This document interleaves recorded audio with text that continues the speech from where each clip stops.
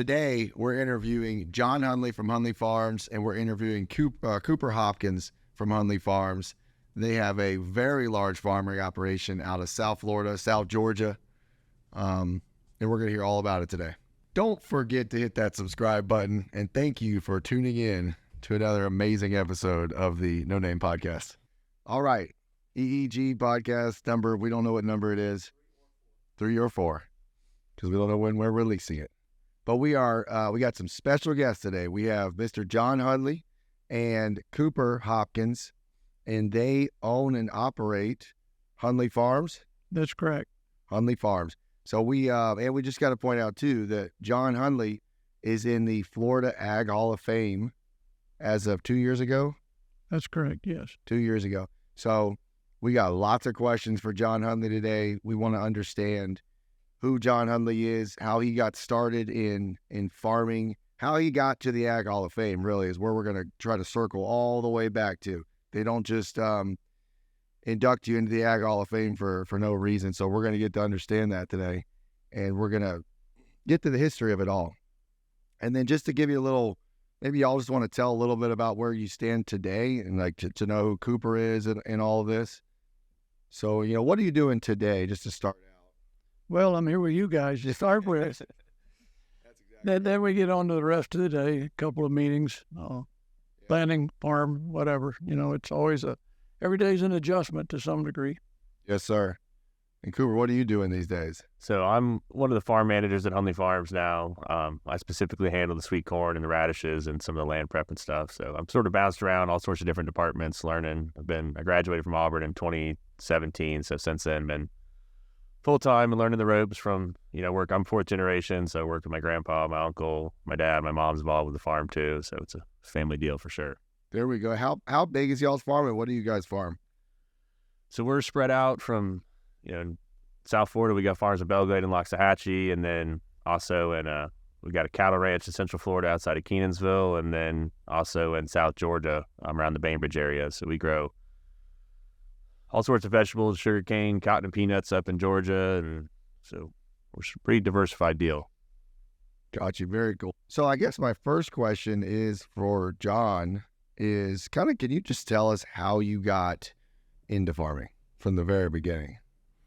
Well, I'll start in the beginning with my parents. They were both from Kansas, southeast Kansas, just a little ways north of the Oklahoma line, and during the Depression, and my mom's dad's brother her uncle had moved to Florida in 1917 to farm. And in 1935, my mom and dad, they were still dating. They weren't married yet. They came to Florida to visit the Uncle Frank. And my dad came with my mom and her parents. And while they were there, Uncle Frank offered my dad a job. My dad was about starving to death, and in the Depression in Kansas, tough deal. And so they went back to Kansas, got married, an old Ford beat-up pickup and $100, and moved to Florida in 1935. I was born in 1944, and at that time, my dad had formed a partnership with Mr. McClure, and he had come to Florida in about the same time, 1917, and so he farmed with him and then with his son-in-law and daughter for a while, and I graduated high school in '62, went to University of Florida, studied business and ag, and graduated from college in 1935. Came back to work with my dad. Now, worked with him, I think it was 3 years, and one day he come down to the shop, and I was working on something, and he gets out of his vehicle and comes over and says, I need to talk to you. So we go inside the little shop office, and he says, I'm through. I said, oh, you're going to play golf this afternoon, huh? And he said, no, I'm through. I said, you mean like after this crop next month, you're quitting farming? He says, that's right. And up until that time, I only worked for him and his partner. And I said, what am I going to do? And he said, whatever you want to. I said, oh, my God, what am I going to do now? 24. So you had just gotten back from 24, 12. Yeah. 3 years ago, 3 years before. So I farmed with his partner 1 year, and then my wife and I in 1969 started Hundley Farms. We had each other, our son, John Scott, he was just a baby, and a Fairlane 500 Ford, and no cash. My dad signed a note at Farm Credit for me for like $25,000, and without that, I could have never started, and that's where we started, and here we are today. Well, I got questions. That's awesome. I got questions about the early on. You said this is your dad's Uncle Frank. No, right? my mom's. Your mom's Uncle Frank. He's Frank's down friend. here. And then when your parents come down, you said maybe the 30s, or no, in 35. In 35. But then Mr. McClure entered the picture. Mm-hmm. Who is he, and how did that get started? Well, my dad had worked for the Uncle Frank's, his company, for like 10 years, and then he quit. And His company was what? He was farming? yeah, farming, all farming. And back in those days, it was beans and celery. Okay. And anyway, he quit, and Mr. McClure came to him and made him an offer, a partnership offer, and my dad took it, and it was a very good deal. It seemed like there was like a lot of partnerships going on back then. Was in our last podcast, we understood that a lot of the times it would be somebody maybe older with a lot of wisdom linking up with somebody with a lot of energy that could, get after it. Is that what this looked like, or? Basically, yes. Mr. McClure, his wife had a lot of asthma and stuff, and they spent a lot of, she was from Colorado, and they spent a lot of time in the summer, and Mr. McClure just wanted more time. So the first year he worked with Mr. McClure gave him his checkbook. You can sign on my account and pay all the bills. And my dad says, well, what do you want me to plant? And he said, plant whatever you want. You know the business. You've been here for 10 years. So Mr. McClure, the next couple of days later, got in his vehicle, went to Colorado, didn't come back for a year. That's amazing. And this is around 1945-ish? 44, 45, yeah. And what, how many acres was this farm?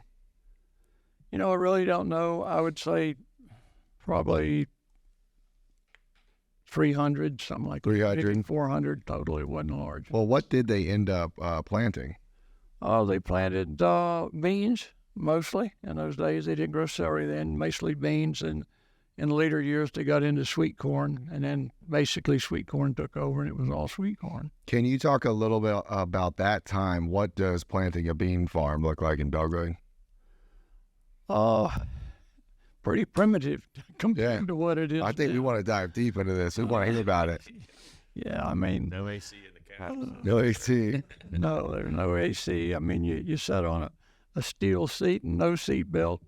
You fall off, you're run over by the disc, Yeah. So I'm sure that happened. We have tremendous safety factors now compared to those days. I used to drive tractors like that when I was 14, 15 years old. Right. Well, do you remember, or do you have, a memory of when they were starting the farm back then? Like, what type of equipment did they have? Mostly then, the heavy equipment was all crawler tractors, tractors, like a bulldozer now, you know what I mean? Right. And because they needed the support on the soil, because of muck soil, they would sink down. And the only wheel tractors were small ones that you would do some cultivating with, that kind of thing. But all your heavy equipment tractors are all crawler tractors. And so he's planting the bean farm, 300 acres, 1945. And at this point, you're how old again? Oh, I was born in 44. Right, so you're just... 44, 45, 46. Man, I tell you what... I don't remember much about the farm. You get up to 1950, then I was in it pretty good. Yes. Well, what's always interesting is like, man, a lot of these stories, they start with someone having a 1-year-old or a 2-year-old, and then they're also trying to develop a farm and stuff like that. So it's very interesting. So then your dad's obviously farming. Do you know if does he grow the farm between that period of 45 and 55? Yeah, somewhat. Farmed a little more as time went on, but the expansion was nothing like what has taken place, with farms in the last 30 years. Yeah. I mean, it was just a different day and time. The equipment, it took so much. You couldn't go out there and disc 100, 150 acres in a day with a tractor like you can do today. Right. I mean, right. if you got 15 or 20 acres in a day, you were doing good. Okay. Did you ever hear why your mom's uncle came down to Florida? What was it that brought him down here? I really don't know. Yeah. I really don't know. I mean, I guess back in the day there was Florida was a different world then. Yeah. I mean, totally different. And I guess it was a place to go and to expand. I mean, it was a new frontier. Right. Opportunity. So then what high school did you go to? Because you came up in the Belgrade area? No. I was raised in Pahokee. Gotcha. Pahokee High School. Pahokee High School, which maybe somebody listening to this will probably not think of farming, but maybe a professional football player or two. Yeah, there's several from there. There is several. You throw all those guys up on this clip. Take a moment just to pause for the Pahokee football players. Can I ask something? Yeah. So when you came up in a very different era, how has farming kind of changed nowadays from a business, from almost a business standpoint? Because now you kind of see everybody, they want to be these internet famous, internet gurus type deal, and you're starting to slowly see a shift in farming coming back. So from the business side, as a young farmer, what was that kind of like? Yeah, I mean, farming's farming, just different technology, different in equipment, in seeds, in chemicals, applications, in any way you can approach farming. But it's still farming. You need to do what you need to do when you need to do it. If you don't, it doesn't work. So. And that is but are we starting to see almost a lack of farmers right now, or people wanting to get into the field? There's a lot less people in agriculture than there used to be. One of the reasons is with the technology and the equipment we have. One person can produce so much more. Yep. So it doesn't take the same number of people to produce the same amount of stuff. I mean, now fewer people can produce infinitely more than a lot more people could. Well, I mean, back in the 30s and the 40s and even the 50s. And in the 40s, I mean, if your dad was operating a 300-acre farm, there's probably, a lot more of them. That wasn't small. I mean, yeah, well, that wasn't small either. But in the Glades, so much of the Everglades agriculture area was not developed. Right. And, I mean, it was developed up near the lake around Pahokee and Belglade and Clewiston, but most of the farmland that's farmed in the Glades today wasn't even developed then. It was in still raw swamp. Yes. I guess the hurricane, if you wanted to touch on that was 1928. Yeah, a bad one 28, another bad one in 30s, 35, I think, as well. Okay, so that would have been 26, 28. Those are the two tough ones. Right. And so that was you guys were kind of after that. Especially you. Then you go to UF. I just want to get back to that. You go to UF, and what made you go to the University of Florida? Well, they had an ag school, and there weren't near the options right of colleges in Florida then. I mean, you had University of Florida, you had FSU, you had University of Miami, you had a couple of smaller colleges, but you had nowhere near the number of options to now, and it was sort of a natural thing to do, I guess. I mean, when I was in Florida, they only had, I think it was 12,000 students. Really? Yeah. That is amazing. And you wanted to go to ag school. You knew that? Actually, I majored in business administration and management, but I with a minor in corporate finance, and then I went over to I went into the ag school my senior year, and I only had to take about 4 courses over there, and I got a co-major in it because I'd taken all the requisite from that particular course, from that particular degree in business school. But you were raised on a farm. Could you say that? Well, in the Glades, you don't really live out on a farm. Right. You live, most everybody lived up near the lake where it was developed originally. And so, some of my dad's fields were across the street from the house, but it wouldn't be like you were raised. It's not like living on a farm in Kansas or Texas or that kind of thing. It's more like you're living in the little town. Yeah. And you farm, out, maybe even be in the city limits, but it was still. And what was it like, if there's an ag school at UF during a time where you're still developing land around most of Florida, what were these classes like? What are you really learning about at ag school at UF? Well, the courses I had to take were some botany, some of the science classes, that type of thing. In the ag school, I went over there, just some of the basic stuff right. that you would have had to take if you'd been a freshman. Yes, sir. Ag, you would have taken it then. Yeah. Well, was it beneficial? Did you get a lot out of it? So, yeah, it was. And so then you come home, and were you just ready to roll, fresh out of UF Ag School? Well, I'd worked on a farm my whole life ever since. It's just something you did. Yeah. Any time I wasn't playing sports, I was, working on a farm. You need to tell what Poppy told you when you got dropped off at college. Well, anyway, I had early registered, and so we'd gone up in June and got the key to the dorm room and all that. You know how they do? They set you down in the hall, and they give you this talk, and incoming freshmen, and they tell you, I don't know if they still do this or not, look at the guy on the left, look at the guy on the right, or the lady or girl, whoever's sitting next to you. Only one of the 3 of you are going to graduate in 4 years here. That's the scary talk. And so they try to scare you to death. So my mom and dad, we couldn't have a car as a freshman. You had to be a junior to have a car unless you made over a 3.0 in your freshman year. Then you could have one your sophomore year. So it wasn't a matter of driving yourself. Somebody had to take you. Yeah. So we drove into Gainesville, and my dad says to me, he says, when we get to the dorm parking lot, he says, I want you to get out and give your mom a hug and a kiss and tell her goodbye, and I'll take one of your bags and you take the other one. We'll go up to the room, but she's going to stay out here in the car. I'm thinking, what's this about? So we get into the room, and he sets the suitcase down. I set my bag down. He said, I need to tell you something.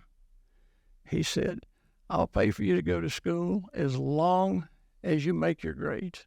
Whatever degree you want, doesn't matter, as long as you make your grades. But you flunk out of here, don't come back to my house. You go right straight to Miami, join the Army, and go over and put a rifle in them rice paddies in Vietnam. Don't come back to my house. Shook my hand, turned around, walked out the door, and I fainted on the bed. Yeah, that's amazing. He never said anything he didn't dead mean. And, really? So I graduated in 35 months. That is amazing. That's really, I just love to hear that, because we're kind of getting into a day where we're missing that a little bit. I know that my granddad and even his dad, it was just that those times were much more like that. We're like, you say something, you mean it, and it was much more serious than it has become today, at least. So it's just good to hear that. On the question of college, you guys all have pretty much, you built massive businesses. The whole no college that everyone, it's like, it's crazy on social media. We see it everywhere these days. Do you think the college is still a viable option and should be? I think it depends on the person. I mean, if you're serious and you want to go there and you want to get the learning and you want to get the education, yeah, and it's hard for people to know what, high school graduates to know what they want to do. I mean, there's a certain percent that knows where they want to go and have a focus. Small percent. And I was one of those. There was never any question. That was one of the reasons I ended up University of Florida.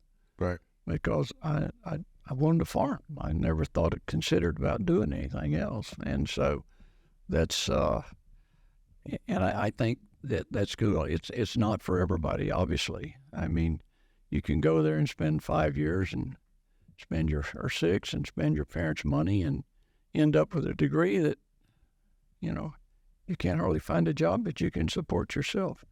And there's a lot of other options that people need jobs. I mean, Everglades Equipment Group needs good mechanics. I mean, there's good mechanic places to get a good education on that kind of thing. Yep, that's right. I mean, so, or plumbers or electricians. I mean, they're all in demand, and they can make pretty good money if they want to work at it. And so, there are a lot of options, yes, other than college. Back in my day,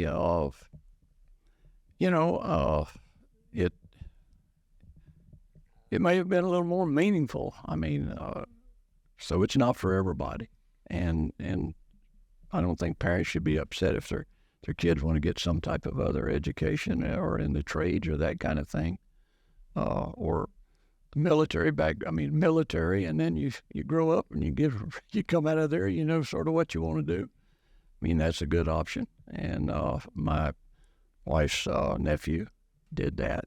Now he flies for FedEx, so he's doing extremely well. And that's an option too, I think it depends too, just like you said. I mean, on the person. When somebody says college, it's all wrapped up into one big thing. There's a lot of options inside of that trade school, even at large universities is kind of what you're really there for. I'd be interested to hear your take on that, Cooper, about, you went to Auburn, right? Yes. I mean, you went to a classic American school. What'd you graduate with at Auburn? So I had an ag economics degree from Auburn. Which is, I mean, you're an interesting story because you got what some would call is like the best experience at college, and you have the opportunity to work on a large farm in South Florida. Like, tell us a little bit about, with honesty, about like how those work together. I mean, has college extremely helped you, or is it more of just like learning on the job? Yeah, I mean, I think college probably helped more from like the business standpoint. I mean, stuff that the accounting, you don't learn any of that in high school. That's the first time you're really seeing these things in college. So a lot of that stuff helped more, but going to Auburn rather than even just UF, the regional farming differences, the stuff that we were learning, peanuts and stuff up there and cotton, we don't do any of that here. Yeah. Some of the basics, farm management and stuff like that, ag law, those were good relevant classes and stuff to learn. But, I would say there's no replacement for what you learn on the farm down here for sure. Probably learn more in the first 6 months out here than in 4 years of college, but 4 years of college definitely helped. Yeah, sure. It makes you think. I mean, I would have been lost if I'd gone straight out of high school and tried to sit on either just these board meetings and business meetings and just trying to follow what's going on. It would have been a lot harder. Yeah. But as far as when you're out in the field, that's you're learning about your farm, how you operate, how we do it down here in Belgrade. You're not going to learn that in a classroom. They're not teaching that at Auburn? No. Well, we'll get back to that because that's interesting stuff. So let's now turn back to you when your dad said, "Hey, I'm leaving." How big was the farm at that point? And we'd love to hear more about right there at that moment where you have to decide what you're going to do. Well, it didn't take me long to decide. It was just a matter of how to do it. Right. And finally got that put together. And in the first year, we farmed, I think it was 400 acres. How did you get 400 acres? There was a land company, our cooperative, Pioneer Growers Co-op, Pioneer. They had a land company where your dad and also your grandfather farmed there and owned part of it. And my dad had a very minor share in it, and over a period of time, I bought his share. But anyway, they had some vacant land, and so I rented it. They had some that nobody was farming. And when you rent land at that time, is it more like, okay, look, I got to pay you up front, or I'm going to grow a crop, sell it, and then pay you?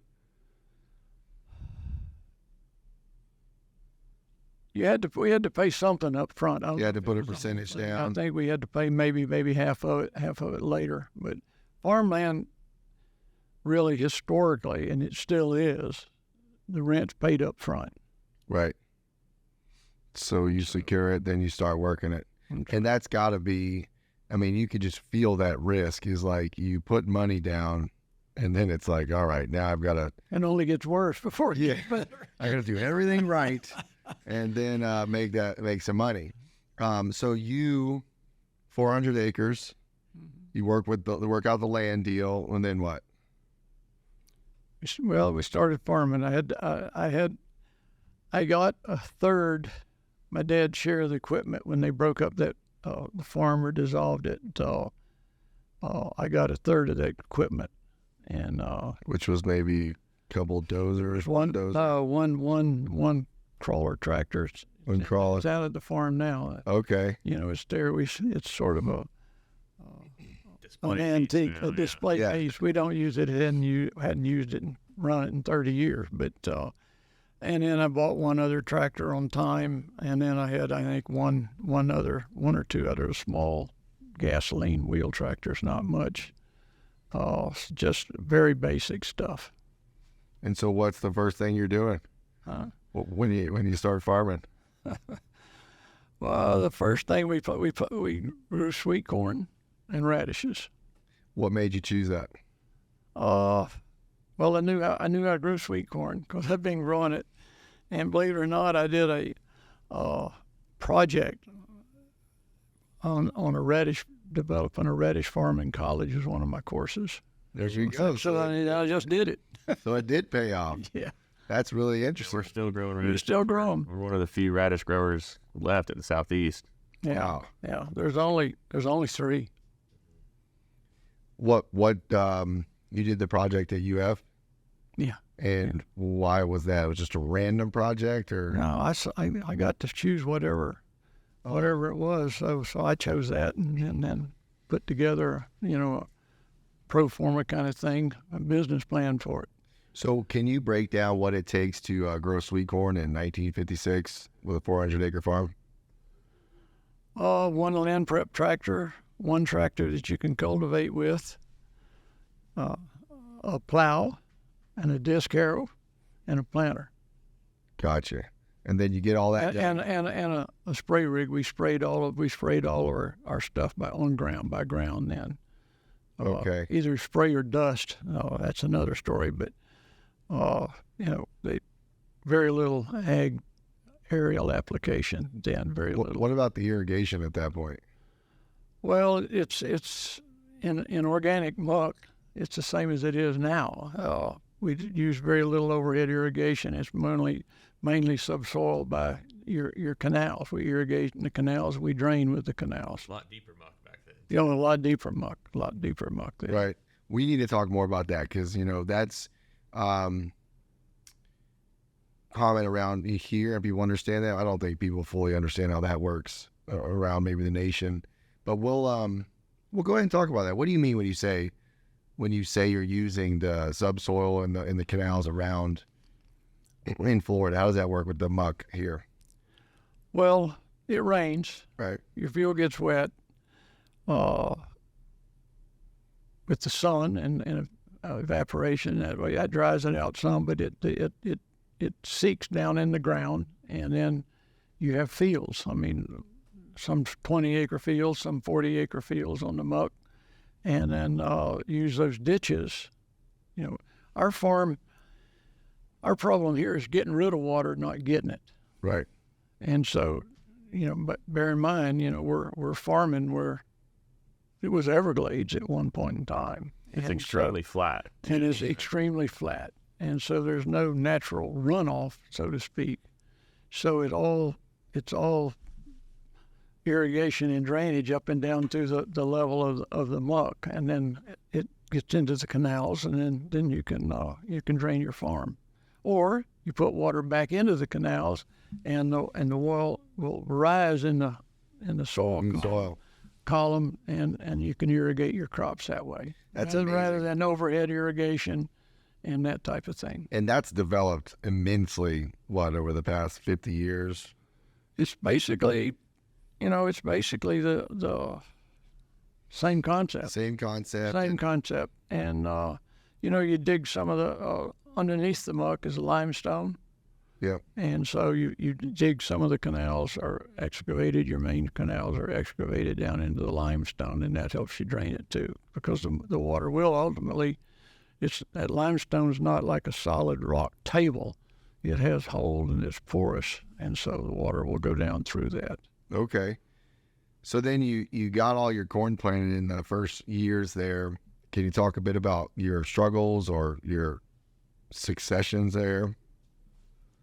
It's just like farming anywhere. Sometimes you make a good crop, sometimes you don't. You get bad weather. You got to have good weather, to really have a really good crop. Doesn't matter whether it's, wheat in Montana or sweet corn in Belle Glade. What would be perfect? What would be a perfect year of weather for sweet corn?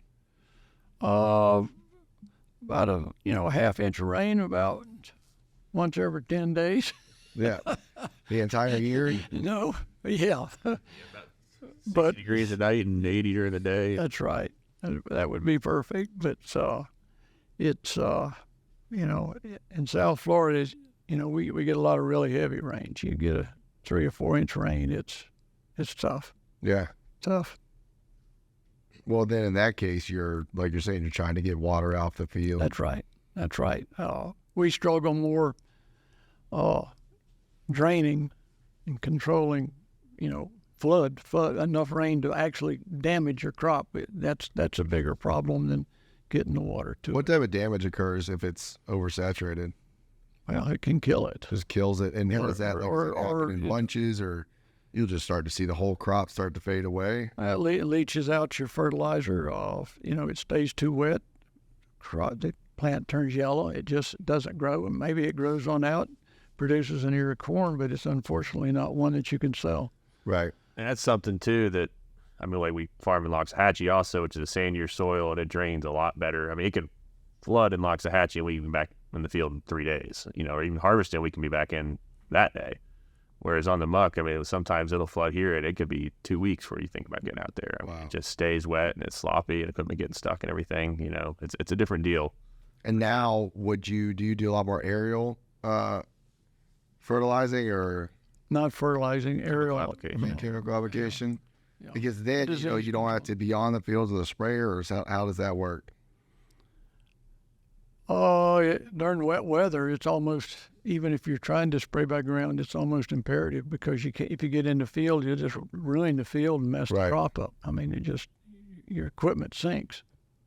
So tell us about, like you said, it was apparently you did just fine, when you did your first 400 acres and you're doing sweet corn and radishes, but Good years and bad years. good More good bad years and bad years. Okay, but we want to understand now, you're fresh out of college, you're 25 years old. We want to hear about how you were able to expand it.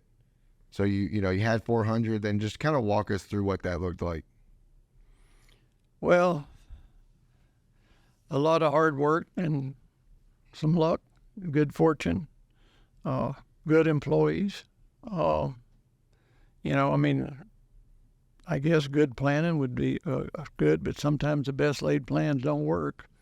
So, but we've just been fortunate, and to build something like that, you almost have to you don't put the farm before your family as far as being family, but you have to put the thought of building your farm. You have to put the assets that you earn when you're fortunate. You got to put it back in it.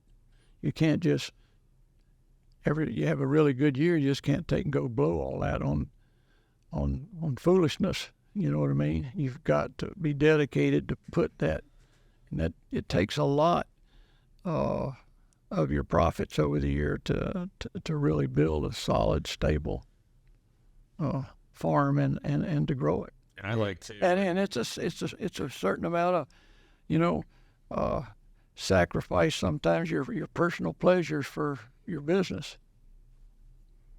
So I like to, now we've gotten big enough where your business expenses are pretty well separate from your personal decision and all that. But back then, talking about you have to decide whether to purchase a new tractor or maybe upgrade your tractor versus doing something at your house. You know what I mean? Because everything's coming out of your pocket and that's it. It's just a different type of decision making than you have now. They affect you personally. It does. First couple of years, it's like he just said, like how are you basing those decisions on with risk and just making the right move for kind of like the young guys that listen? Like, where's your risk factor? Or it's like, okay, when am I going to go all in versus when am I going to hold back? Well,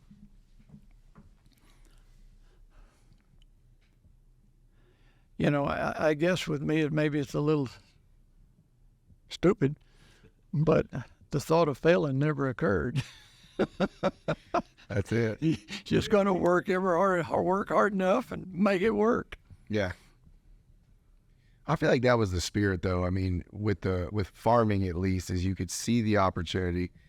Farming has its challenges, but at the end of the day, I mean, you can see it all around you. People are succeeding, and then if you work hard enough, you can do the same thing. And you should tell them too about what some of the older guys and stuff were saying about you when you were young and getting started.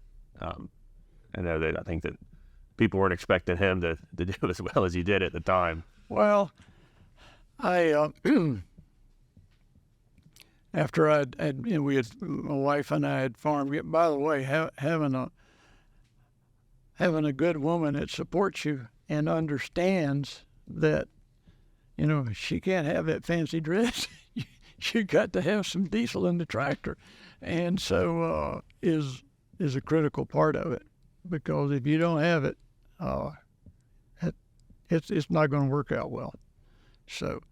But anyway, after we'd farmed, 2 or 3 years or so, suddenly I decided that I found out that, and I can buy these chemicals and this fertilizer a lot cheaper, than where I've been buying it. And so I went and talked to my dad about it. He said, well, you just don't understand what was going on. He says, I could have got bets 10, 20 to 1. Anybody in town that you wouldn't make it 3 years.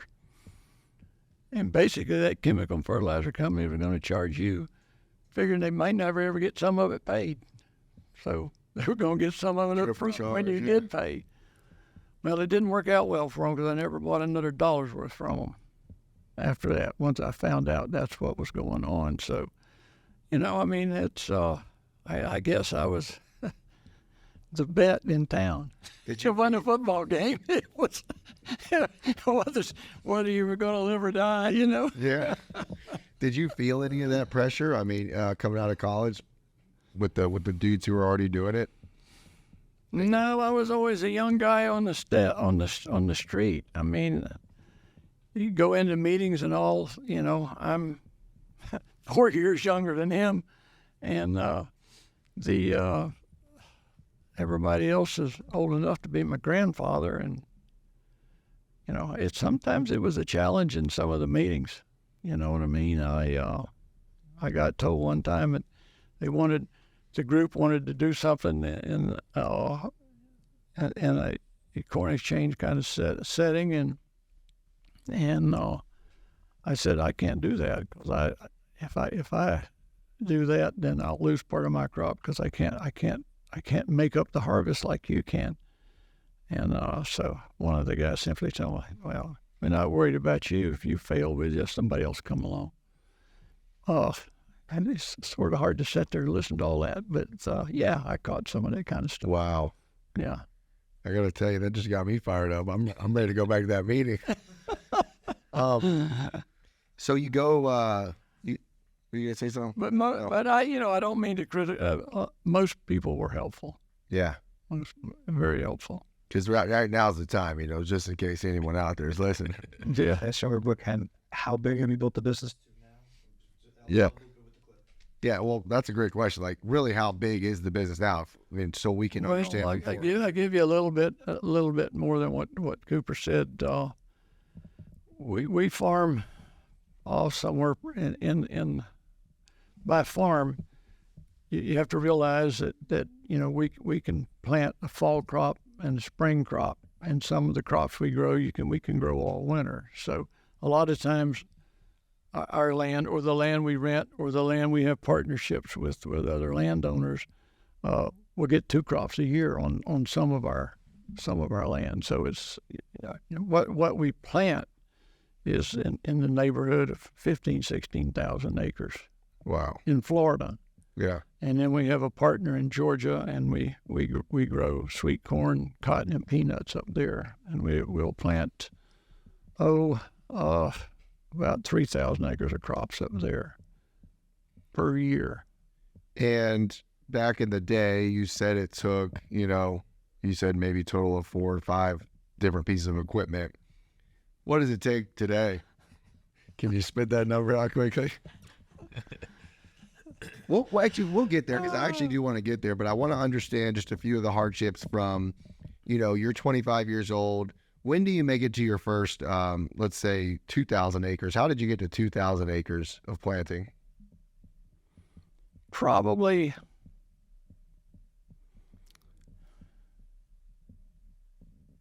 8 years. 8 years. 8 or 9 years, probably. So that means that you get after it with the 400 acres. You're successful. And these are 6-month crops, you're saying?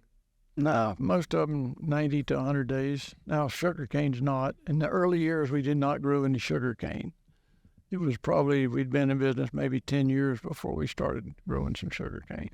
But you're growing sweet corn and radishes, and you're growing it, you're selling it, and then you're making new deals to partner up on land. Yeah, we don't own 15,000 acres. Right. We own quite a bit, but not anywhere near that amount. And we have a partnership with one large landowner we've had for 30 years, and that's been good. And then we have some other lands that we rent. And then going from 400 acres, you and your wife, and when you first started, how many employees did you have? Myself and 2 more. And what'd they do? Everything. Everything like you. Between them and me, we did it all. And then how many employees did you have when you got to that first 1,000 acres? Probably half a dozen. And you guys are still just doing it all. Everybody just running around, just getting her done. Yeah, we have, about 50 now. Full-time, tractor driver type guy. Full-time, year-round. I like to. It's funny that you're talking to people, all the people that have worked at the farm at some point, when they were in their early 20s or whatever, the people have gone off and started their own farms. I think your dad was even out there working with my uncle and stuff when they were in high school and whatnot on the farm. It's pretty funny, all the people that have come through there and what they've gone on to do now. Right. Yeah, that's amazing. Tell me, what does it look like for a 1960 corn operation after you plant, or when you harvest the corn? How does it get to the people at that point? In 1960, it was all hand harvest. Now, so they're chopping it off. No, just breaking it off the ears, and then it gets packed. 48 ears per box, and then it goes to a packing house. How does it get to the packing house? Truck. You're loading the truck up. Yep, loading truck up, and then it gets hydro-cooled to chill the corn down. That makes it last longer, more shelf life. What temperature does it get to? You like to get it down into at least the high 40s, and a cob temperature. Put it in a cold box that's cold storage, where it's it keeps the cold storage in there at like 38 degrees, something like that, and it'll get a little colder if it's in there overnight, and then it gets shipped by refrigerated trailer to anywhere in the country. Well, one big difference back then too was they weren't using forklifts to move all this stuff around, load them in a truck. It was all by hand. All just people taking crates off. Stacked on the floor by hand in the trucks, and they had conveyors all through the packing house. It's another deal. I can give you another story about that. When I was in high school, all of the corn that we picked, the pullers pulled it and threw it in a wagon, then it went up to a packing part of it where they set up a place to pack corn and pack it in wire-bound crates. Then it's just stacked on the ground, and then it's hand-loaded one crate at a time onto a truck and stacked. This was back in early 60s, late 50s, early 60s. So anyway, the big deal in the corn crew was the loaders loading the truck. That was the job. That was the macho job, okay? Right. That's where he got big.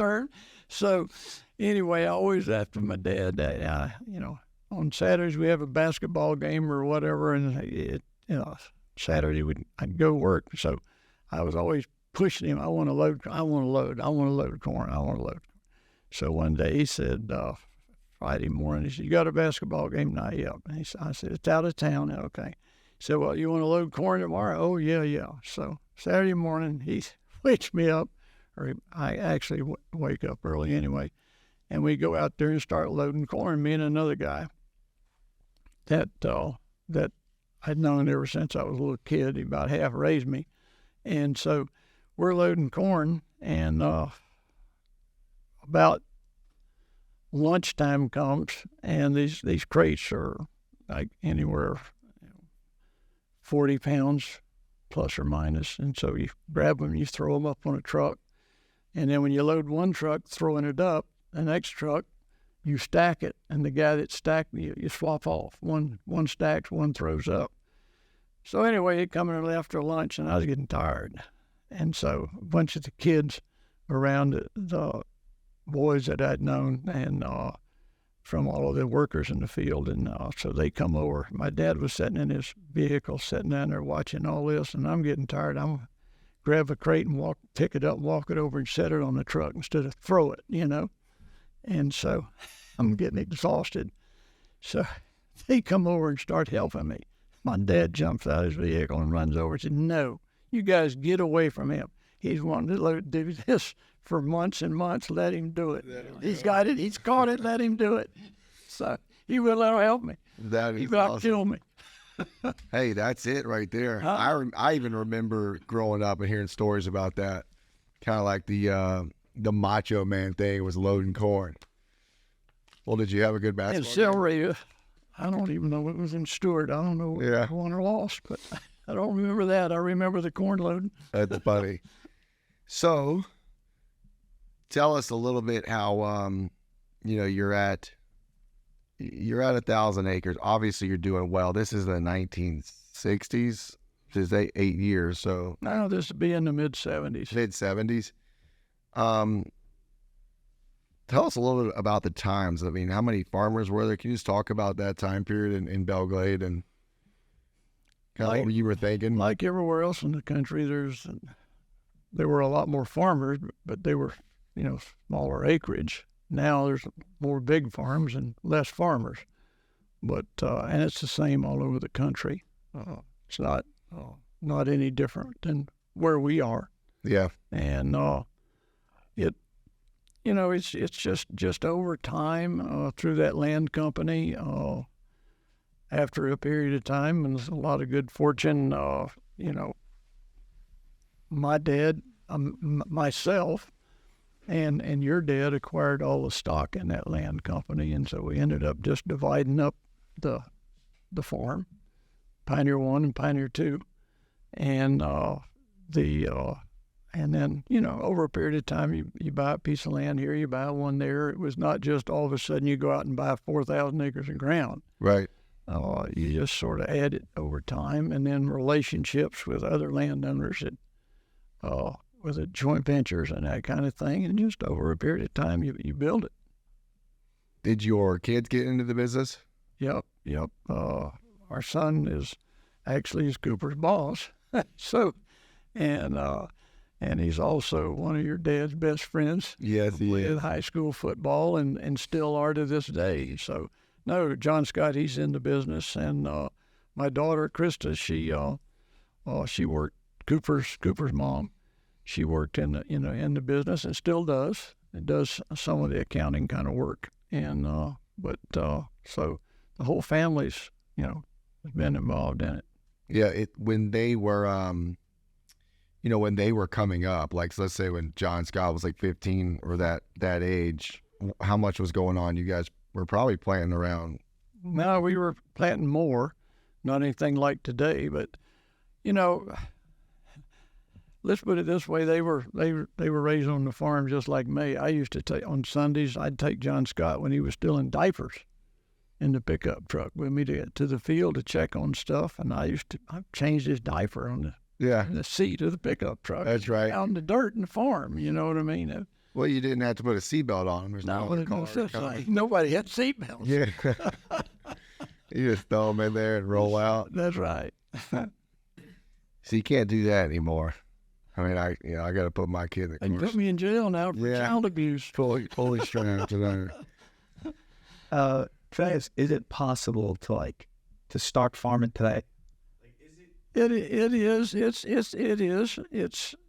you know, a lot of the same challenges though. I mean, you know, number one, you have to have some land, some manner, shape, or form that you can farm, and then you've got to have some equipment, or either maybe sometimes if you're a young farmer working for another farm, you know what I mean. Sometimes that farmer will be good enough to let you, you know, use his planter or use his tractor or something like that. But it's hard. It takes the money situation.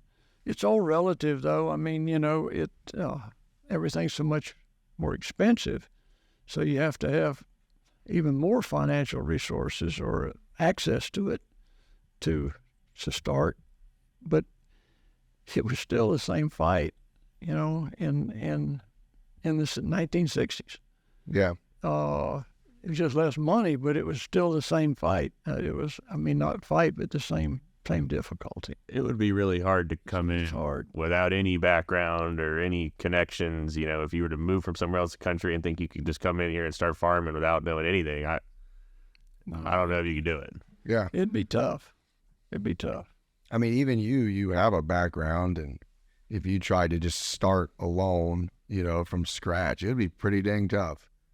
Well, you know, and I mean, if your background was not agriculture, I mean, and that doesn't mean that your dad was a farmer. I mean, you can live in a small town in Kansas or Texas or Arkansas or North Florida and be school teacher's son, but still be around agriculture enough that if you like it, you're not coming from like you lived in New York City and there was no grass, you know what I mean? Yeah. Other than Central Park. So, which it would be like going to the moon, you know what I mean? So background is helpful. But like Cooper said, if without some rural or at least being somewhere around agriculture, it would be tough. Really. Yeah, I mean, some of the people like I talked about, you know, Buddy McKinstry and them, they're people that, I mean, Buddy was in his early 20s starting working on the farm with them, and now he's running his own deal, you know. But he started, right, you know, working with him and working around the farm and knew what he was doing. It wasn't like he just jumped into it. And what about the equipment side? Like, what about the equipment the evolution of how you manage your equipment? I know equipment's a huge part of the farm, you know, and obviously when you first started, you were blessed to have at least, you know, some equipment given to you. And then how does that evolve over time? Oh, well, you know, equipment in this day and age is high tech. Yeah, yeah. As you well know. Yeah. And it was pretty simple. Pretty simple Equipment back then. And I mean, you know, there was, it was just real, I mean, tractors were very simple, just basic. And, but still you had to have somebody that, if you need them worked on, that knew how to do it. Mm-hmm. So, you know, you had, relationships with, you know, tractor equipment dealers and, you know, Everglades farm equipment or Everglades. I mean, I've bought a lot of tractors from you guys over the years, and those tractors are nowhere near now Yeah. What an old 40-20 was about as basic as you get, and it was a monster tractor that was the highest technology anybody in farming business ever managed when they came out with it back in the 60s. You know what I mean? Oh, yeah. It revolutionized tractors, but still it was basic. Yeah, simple. Compared to now. And what about the chemicals back then? I mean, how has that evolved? Oh, it's evolved with this thing that we can use now that are much more environmental friendly and much more people friendly. I mean, some of the chemicals that we could use legally in the 60s, have been outlawed now for 40, 50 years.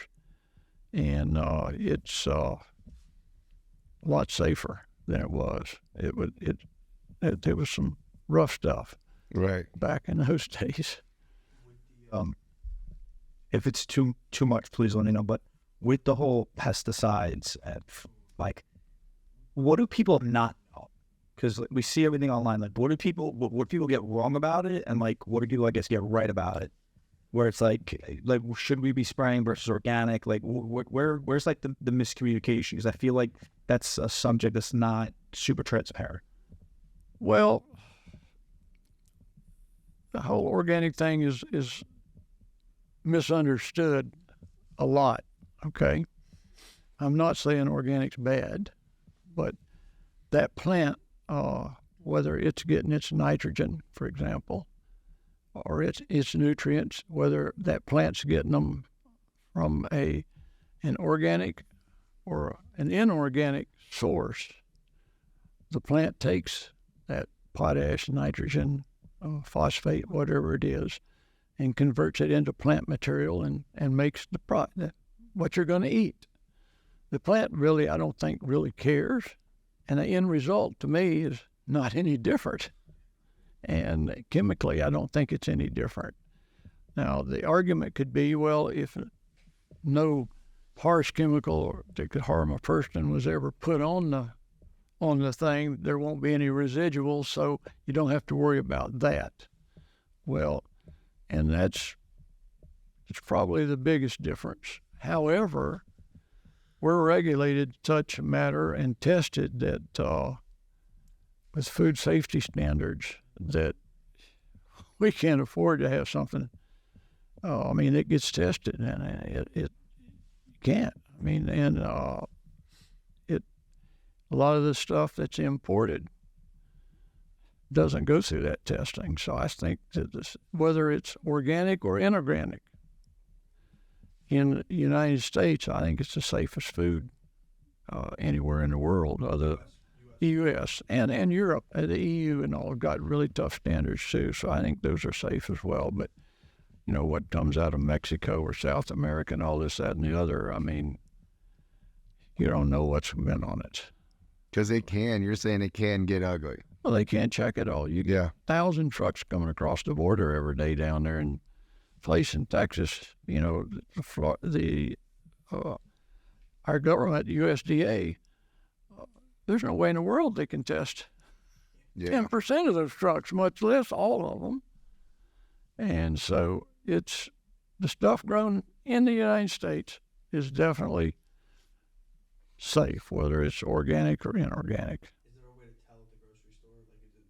No. Well, it'll say where it's from. It'll say where it's It'll say product, at least of the U.S. or Mexico or Canada. It should say, might not say from Belgrade, but it'll let you know what country. I think they have to. Most of it's getting done now, but I don't think it's mandatory anymore. That's been a big political football.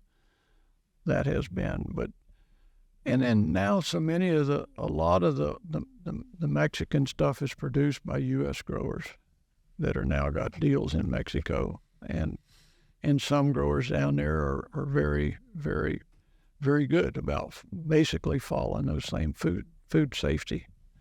Because I've been to some of them there and others, but all of them aren't. There's some horror stories on that, but that's another thing. Yeah. But really, organic or inorganic, whatever anybody wants to buy, whether it's, whether it's worth the extra money from a nutrition standpoint. There's not really any difference. It's just what a person wants. Do you guys grow any organic? We have, and we've never continued to do it because we couldn't get the price that would pay the extra cost it costs to grow it. Yeah, I mean, people don't realize until you tell them that how much more you have to spray organic and stuff. They think that you're not spraying it as much, but you're actually spraying it a lot more just with the, weaker type chemicals and stuff. But you still can't get away with sending corn with worms in it to the grocery store. You got to do something to try to kill them. Right. So even with the organic, it's getting sprayed with something. Oh, it's getting sprayed a lot, absolutely. But it's just something that's certified organic. There's a approved chemical list that you have that you're allowed to apply to whether it's corn or beans or whatever, and where you might be putting out 5 gallons per acre on a conventional crop is enough to handle what you need. You might be putting out 150 gallons just on an organic crop with a ground rig that's really getting as much coverage as you can. You can be spraying twice a day. Yeah. Because like I said, you still got to put out a quality product. And that's why when you go to a store, you see the price difference in organics, especially with something like corn, it can be 3-4 times as expensive. Yes. And that's where I always tell people, if you can afford it and you want to buy it, and that's a personal choice, if you want to purchase organic. But I don't like when people come out acting like the conventional stuff Isn't safe or needs to be shut down or whatever. To me, just if you can afford it and you want to buy it, that's your personal decision. But not everybody can do that. Let's talk about corn for a second. Like, what are some of the things that you guys are trying to work through when you're trying to grow healthy corn? Like you said, worms was one of the things, and what are some other risk factors with corn? I mean, everything. A lot of it's size and just a visual appearance. I mean, you don't get to taste it in the store. You'd see it in the loose corn section. Everybody, what they do, they shuffle around and they're shucking it back. They're buying based on appearance. How do you get, what factors play into making your corn visually appealing? I mean, good fertilizer program makes it green and healthy and big enough. That's a lot of that's just getting good size and flavor is a varietal thing for the most part. We grow all super sweet varieties. I mean, everything we grow tastes excellent. Yeah. Certain ones taste better than others, but a really good tasting variety might have its other issues with, disease tolerance, or sometimes they're too tender where it's hard to handle it. Packing it and harvesting it gets beat up and bruised, and there's a lot of decision making when it comes to that kind of stuff, for sure. And none of the vegetables that we grow are GMO. Okay. None. Most of the chain stores and all that we sell the product to basically make us sign letters that we won't grow it. Really? Which is foolish, because there is a lot grown in this country. At what point is a product GMO? From the seed. So it's correct. So there's GMO and there's GE. I guess the difference, GMO is when they combine, they could take a sweet corn or a soybean gene and incorporate that into a sweet corn seed to build up a resistance to certain disease package or something like that. I think that you're going to see a lot more GMO in the future. It just makes too much sense. It's more affordable, higher yields, better quality, all the above, really. I think once people get a better understanding that there really aren't any health implications. Well, Europe started the real push against GMO. I mean, they would check our corn when we ship some to England and over there, and they check it for GMO before they'll unload it off the truck. I mean, off the boat. It goes over by ship. And sugar beets. Practically all the sugar beets in this country are GMO. The sugar cane's not, but the sugar beets are. And so it's almost put the sugar beet guys in Europe and all out of sugar beets, because they can't compete with a non-GMO sugar beet over there with GMO sugar beets. So they're changing their opinion. Now they're starting to some GMO stuff in Europe. And so we'll have a choice sooner or later. they're going to have to accept it everywhere. And to me, like And there's not anything in that that's going to hurt you. I mean, it's what is the big just push? it's just all I've political read- BS, you know. there isn't. I mean, I've read some things where there could, when you start combining the DNA of these different types of crops, that someone with an allergy to one could maybe be allergic to something that they don't know or get caught off guard. I mean, there's really not a very good argument against it, in my opinion. I mean, to me, it's the perfect organic crop too, because you can cut out so many sprays or pesticide applications, or maybe cut back on fertilizer by selecting a really good GMO variety for where you are, and it would be perfect for organics, really. So that's, but So how GMOs did can be organic. GMOs even get started? It's just the idea of perfecting a seed, or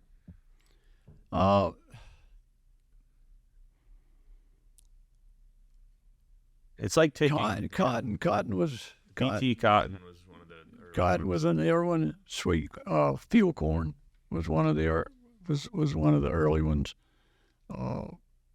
and maybe even soybeans, because they wanted to be able to use Roundup for weed control. okay, so they start So messing around with the seed. They put a gene in the plant it's called Roundup Ready, which means that the Roundup doesn't kill it. So it doesn't kill the plant. And where people get a little confused there is, so like a Roundup Ready field corn. I mean, Roundup's a affordable, safe, easy, accessible chemical to use that you can spray that over the top. So they get nervous because, oh my gosh, they're spraying chemicals on the corn. Well, if it's not Roundup Ready, we're still applying herbicide, but it's just got to be a lot more targeted. Probably won't work as well, but it's still getting applied, but it's going to be more expensive and it's not going to work as well. Because you still got to kill weeds. Right. It's not like. Is there any corn being produced today that they're not using herbicides on, or they're not using some sort of weed killer on? Not at any sort of scale. I mean, you can have. Now, the herbicide, your weed control program, it'll either be a treatment when you plant, or either post planting, or post emergence even on the crop. But you got to use something to control them. You can mechanically do it. You can do it mechanically to some degree, but the best way to really control them is chemically and mechanically, or some combination of that. So the GMO got started in the cotton and the field corn, but now I understand. Okay, so they're basically messing with the genetics or altering the genetics of the plants to help it do certain things. They can take something, again, this could be wrong, but say soybeans have a natural defense against a certain type of blight. They can incorporate that gene into sweet corn or field corn, and then hopefully get, build up a defense in that seed to that same type of blight. Right. Okay. So that's sort of how it works. And so that's GMO, and I guess there's a GE is sort of the new one where they're actually going in and altering the DNA of that corn seed or soybean seed. They're not incorporating other things with it. So it's all confusing. It's all I'll tell you what, though, it's very interesting. Very interesting. When are we going to start on humans? That's a little scary. Yeah. Here, maybe let's just hop into the working at the farm today. What does a day in the life of the farm look like for you, Cooper? We pretty much, when we're not harvesting, all our tractor drivers and managers meet up at 7 a.m. at the ice house. It's sort of the morning meetup where we set guys up for the day. We're so spread out. I mean, our farms are 50 miles apart that half of the battle is just figuring out how to get everybody where they're supposed to be in the morning, make sure everybody's getting picked up, tractors in the right spot, coordinating low boy moves and whatnot. So that's what the early part of the morning is anyways, is just getting all that figured out. So you'll have a 7 a.m. meeting, and you're talking about where you're going to be and what you're going to be doing? Most of the time I'll talk to the managers already have it figured out. We're talking on the way to work or the afternoon before or whatever. But then that morning it's saying, hey, Bo, all right, you got to get these 3 guys and take them to this farm and then move this tractor to there. And this is what you're doing today. It's 50 guys that coordinate every morning. And what are some of the jobs they're doing? Everything from land prep, to planting, to harvesting, cultivating, spraying, all the above. Road work, we do a ton of road work, maintaining these roads out here, and ditch cleaning. And when we get into harvesting in the spring, when we got everything going, we're harvesting cane, harvesting corn, harvesting radishes, beans, broccoli, all that. That's when it gets hectic for sure. we just get spread thin and guys all over the place and getting early starts. That's when they get in the field at 5:45, 6 in the morning. And what does harvesting look like today for corn?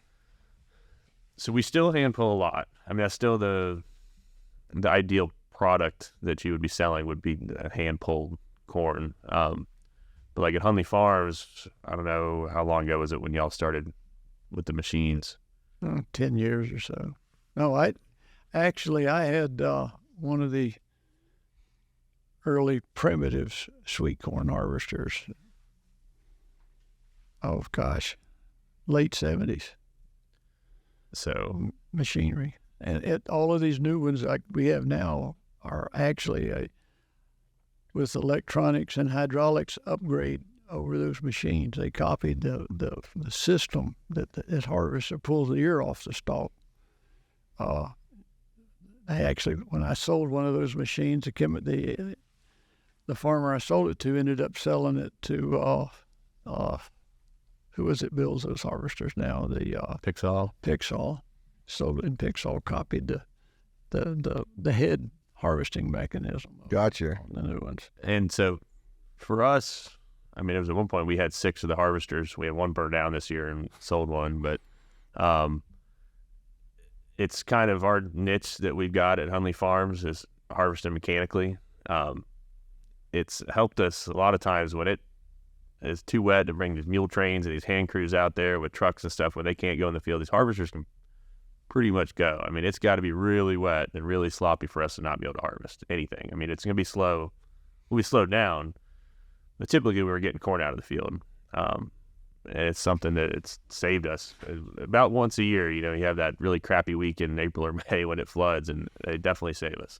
For those who may not know, like, how does an automatic corn harvester work, really?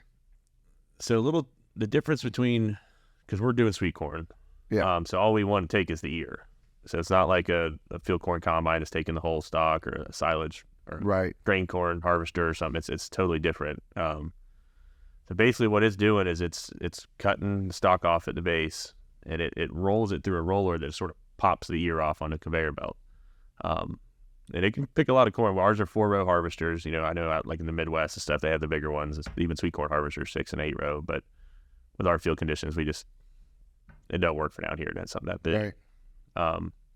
And then we side load into big. It's basically an open top semi trailers that we haul down in the field, and that's what we bring up to the packing house and unload. And we either pack it by hand into crates or we put it in trays. The display ready type trays in the store. And how long, if nobody's seen their packing house, it's really amazing, or at least when I just recently went, how long is that running? Is that running all day, or what's the schedule on the packing house for the corn? When we get busy in the spring, I mean, for Belglade, Memorial Day is the big holiday push. So it's everything builds until you get into the second half of May and we're wide open. And at that point, I mean, it's not 24 hours, but it's as late as it needs to go. I mean, Right. It could be 4 or 5 o'clock in the morning up there, and you got another crew coming in at 7. The tray pack line that they get when they're going wide open. Sometimes they're running crews 24 hours in there. I mean, it can be a zoo when it's busy for sure. I mean, you go in September, they're pretty much sweeping and cleaning up. There's a little bit going on in there because we try to be as year round as we can. Whether they got to buy corn elsewhere and sell it just to keep the customers, happy, but certainly during the spring, it's a madhouse up there. And when you were early on farming, did you have a packing house or did you send it to another packing house? No, I've always been a member of Pioneer Growers. So, okay. So that was going on. Now we have, we have several divisions in our sweet corn thing with partners. And so they do go to several other packing houses. Gotcha.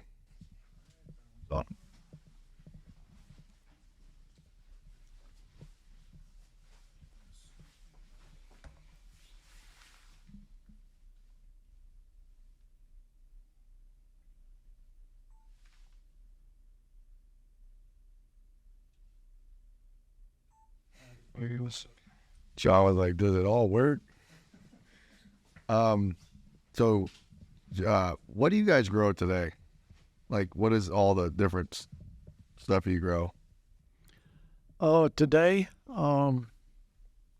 sugarcane, sweet corn, green beans, radishes, cabbage, broccoli, bell pepper, all kinds of your little hot peppers, squash, eggplants, peanuts, cotton, peanuts and cotton in Georgia, and sweet corn in Georgia.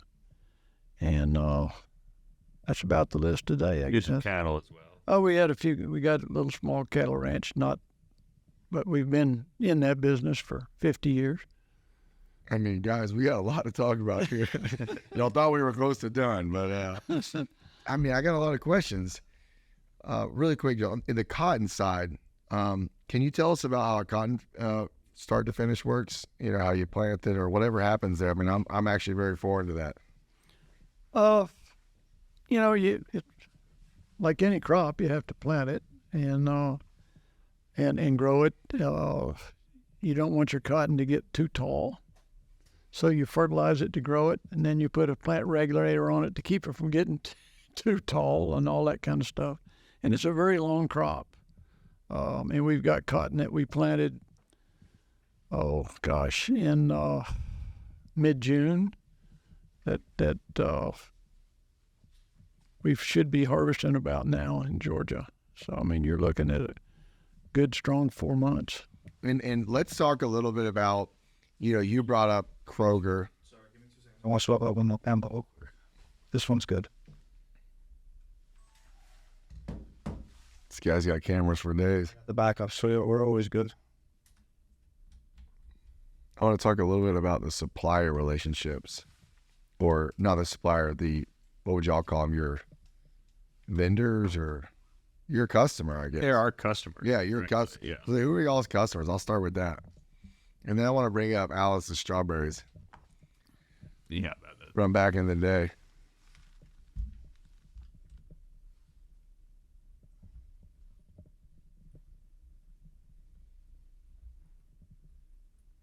And then maybe at some point we'll go back to work.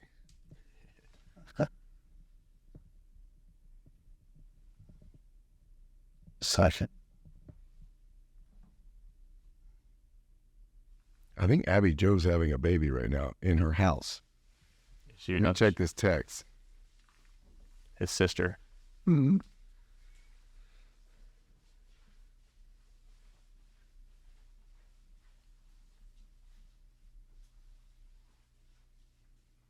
It's on now.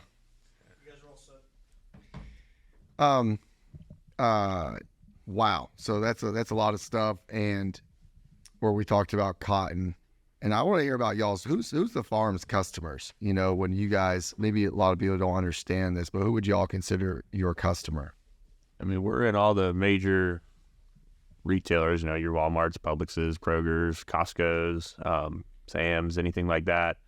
We're pretty much east of the Mississippi for the most part, all the way up into Canada. We send stuff to Europe.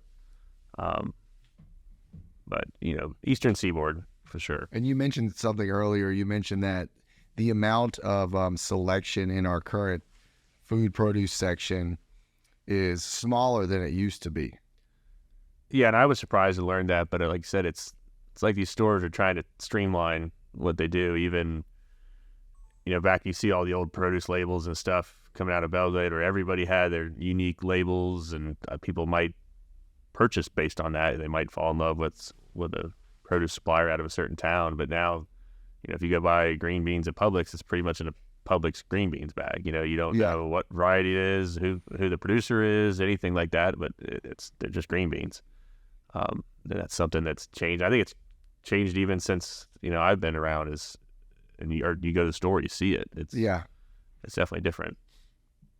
And then, like, what's y'all's relationship like with are you talking directly to these big box retailers? Do they have sales reps, or do they, I mean, you guys obviously have to sell to them. Is there anything y'all want to talk about around that, like struggles or whatever it may be? So they typically, especially the bigger ones, they'll have people that are designated buyers for certain commodities. So there might be somebody his only job is to buy sweet corn and green beans. So he'll have a very good relationship with any of the green bean or sweet corn suppliers, you know, in Florida or Georgia or wherever. So yeah, a lot of it's building a relationship with them, and if people want year-round, whether you're growing it year-round, they don't want to have to be hunting down different suppliers. They want to be able to call you and you're going to have what they want. Right. And they'd like one-stop shops. That's part of the reason we grow. It's not like radishes are some big moneymaker, but, radishes may bring in a customer that wants to stop and get radishes, green beans, corn, broccoli, all in one truck and go up the road. This is how we don't have, our stuff is sold through Pioneer Growers. Mostly we have some other relationships with other packing houses too, but basically they have the sales staff. We Yes, don't. they have the So We got enough on our plate. yeah. Y'all are, our business is planting it, growing it, getting it harvested, and getting it to the quote packing house or to the sales agency. And we're one of the owners of Pioneers, the same as your grandfather was, and great grandfather. yeah. And so that's right, Walt.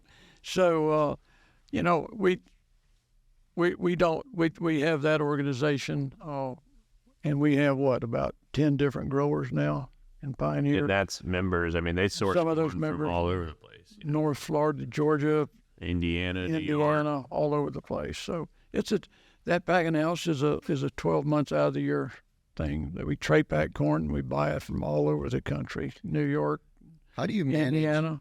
How do you manage like the volume you're putting out to make it match what they can take? It's the $1 million question. That's like what that's y'all's Literally. It's planning, but a lot of it, that the salesman, they can get a little overzealous and say, oh, we can sell this, but and sometimes a farmer might be a little too conservative on it, and then you end up shorting customers. So it's just finding that middle ground where you're able to go out and get extra business by having enough product to go after customers, but also where we're not leaving stuff in the field because can't just listen to everything they say. And it always starts with good records and what you've done in a few preceding years, before when you start your land planning and your use planning and what you want to plant and how much of what, history is worth more than somebody's promise, right. Like, what have y'all done? So what you've moved, and then we get them to, at during the different times of the year to sit down and give us a list of the quantities, and not just us, but the other members in Pioneer Growers too, not just Hundley Farms, and give a list by week what they think they want, and then we try to get the growers coordinated enough to grow pretty much what they think they need, and yet we will look at what we did last year, and if it's something totally out of line, then we'll question it. Right. I mean, if it's totally out of line, either low or high, why? And make a decision. Yeah, there's times of the year that they're short of product, without a question. The whole industry is, and there's time of the year when you can't sell it, and that's part of the business. What's like the life of you guys grow a lot of different varieties. So, like for corn, for example, once it's ready to be harvested, how long do you have to harvest it? You got about a 3-day window of when it's really optimal maturity. If the corn's cooled properly and it's good quality corn, bad quality corn won't last as long either, or old corn won't. But any 4 or 5 days is about as long as you'd want to be in the cold box. But like in your fridge at home, 2 weeks you'd eat it. There's anything wrong with it. Just got to. The longer you can keep it refrigerated, and the key is don't have a break in refrigeration. If it ever warms up, and then you How often does that happen? Should it happen? It shouldn't Right. happen at all. And that's part of these new packing houses we build. The semi truck backs right up to the cold box door. I mean, once that corn's cold, it goes on to the consumer's truck or the buyer's truck, and there is no break in the cold chain. Wow. Maybe the last thing we could touch on is some of the technology that's transformed y'all's business. Like, can we just talk about that a little bit? Maybe starting with you, and what are some of the big technological advances you've seen that have helped you to grow and to do things more efficient? Well, the first I would mean is equipment. Yeah. I mean, like I think I said earlier, you go back in the 50s, you're out there trying to harrow a disc up a field with what we had, the width of the implement, the horsepower of the tractor. You get 20, 30. If you got 40 acres a day, man, you were doing good. Now, if a guy don't get 100, 140 acres a day, he hadn't been working. Right. I mean, just the amount that you can do in a day's time with the equipment, and also the safety and the comfort of the operator of our equipment now. I mean, safety is foremost. You got rollover cabs on tractors, seat belts, air conditioners, ice chests. Yeah. Everything in the world you could ever amount to, and you go back in the day, and it was far more tough and hard on the operators than what it is now. Then you go with the chemicals now. I mean, we do have a lot more selection of chemicals to use that are legal and been cleared on most crops than we used to use. That's major changes there. Also in our varieties and seeds, and the improvements in the plant itself, the plant itself, and all of that. And that doesn't mention computers and all of the stuff you can do with those. And if you're cell phones, spread out as we are, can imagine trying to manage all the people now without being able to call them whenever I want to. Yeah, and most of my time when I was actively doing it day to day, I mean, we didn't. If you had a cell phone then, it was one of them that weighed about 4 pounds. Yeah. And so not like what we have today. Of course, they can be bad too. You don't want your equipment operators around these canals on their cell phone all day. Right. I think the thing that probably the most interesting thing I've seen this year is I got to visually see a self-driving tractor disc a field. And man, you start to see that and it really makes you think, where is it really going to go? Because I mean, with all the way you just said, you meet up, do you guys feel like there is a future where your tractors are doing jobs by themselves? I think that where we are geographically, Belle Glade is going to be a really hard place for it, just because one, it's rough on equipment. So every day it seems like there's issues with whatever implement you're using. I'm not super familiar with if it's not a mechanical or something electrical breaking. I don't know how it's going to recognize if a disc gang is loose, or if something needs to be tightened. I don't know how the tractor would do that. And all of our fields, they're not very big, 36-acre blocks, are surrounded by canals. Yeah. So it's not like some of these fields out in Nebraska and stuff that are 10 miles long, or you got a lot of wiggle room there if something goes wrong. Here, where it's small fields, where if it gets 20 feet off track, it's in your $1 million tractor's in a ditch. Yeah. Maybe the new job's gonna be getting tractors down. We got a lot of rocks. It's a rough place for. Yeah. Well, that's what they said when we're at the demo. It was more just the cameras are looking now, and that's giving it the ability to kind of know what it's doing. But they said, especially like you said down here in Belle Glade, it's endless amounts of things that the camera has to learn what it is before it can truly maneuver through the field safely. I could see, and I saw one the other day of where the combine operator can control the other tractor that's loading the grain carts next to him, and not that he's driving all over the place, but he's got a smaller mode where he can do little adjustments and stuff like that. So he's basically driving the tractor. He's not even in it. Actually, we have one piece of equipment in each one of our cane harvest units now that the tractor, the harvester, controls the speed of the tractor that he's loading the cane wagon. They're paired together. Basically. Not that he's driving all over the place, but he can look. He needs to go a little right, a little left, slow down, and he's adjusting the tractor that he's loading next. Yeah, he's adjusting. The only reason I think I would believe it Is I had a Tesla when it first came out in 2019, and my sister just got one last week. I had to go pick it up for her. They got this thing now, when the light turns green, it dings. And I don't know if it's the cameras or if it's the system. But I was like looking somewhere else, and I kept hearing the ding. I was like, oh, the light turned green. Oh, the light turned green. I realized it after like 10 minutes. I was like, wait, this thing knows every single time the light turns green. I mean, there's no doubt. I think that we all need to watch what we say because we might end up sounding like the guys that said you couldn't farm early on. I think in 30 years, we might be sitting here like, hey, guys, like, I told you so. But, I think that the coolest thing we're going to see over, like what you saw from the development of like small 300-acre farms to where we are today, what we're going to see is like fully autonomous farms form over the next 30 to 40 years.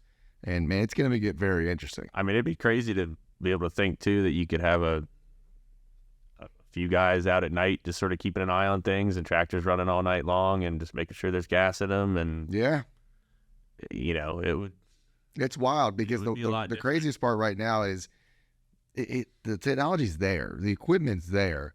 It's just how are we going to apply it to real operation is now the question.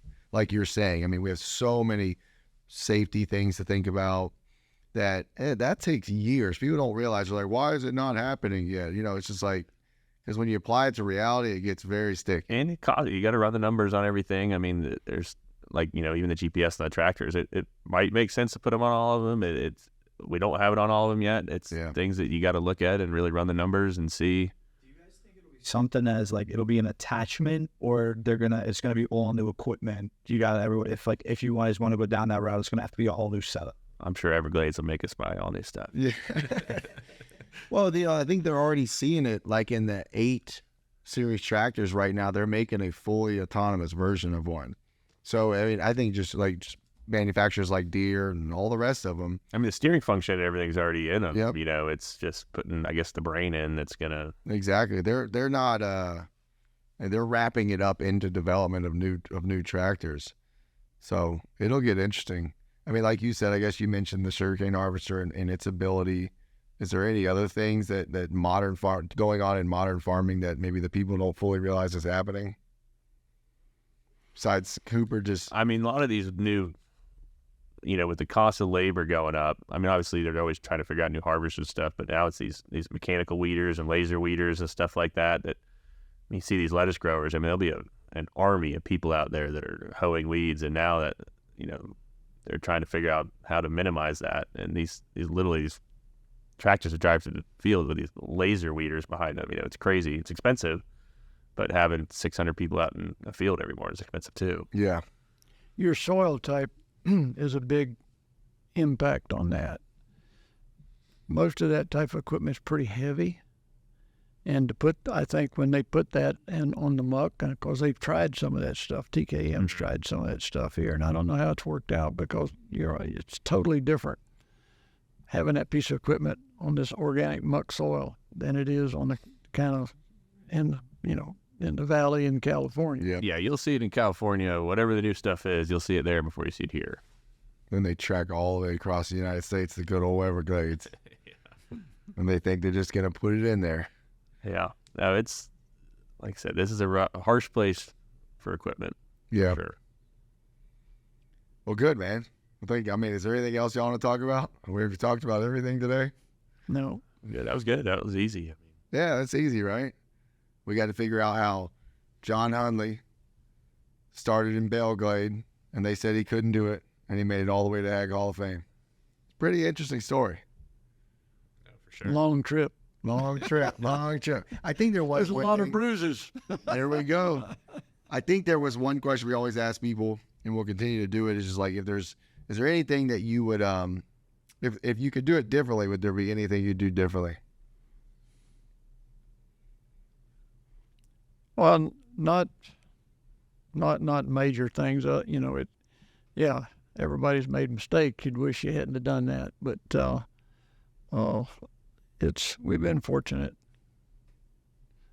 There hadn't been that many of those. Yeah. May have planted way too much corn one year. That's why. Well, what happened? You just get up. All right. Well, we're good. Thank y'all. All right. No, that was good. Appreciate it. That was fun. Yes, sir. An intro. I just need you to look into that camera and give a brief description of who you're interviewing today. Which camera? This camera right Okay. here. All right, just give a brief description. Of who you're interviewing today, and that's pretty much it. I thought we were going no intros, but okay. No, we have to start doing the intros. Okay. Do I got to do this as the we don't even have a name for the podcast yet. I know. This is the No Name Podcast.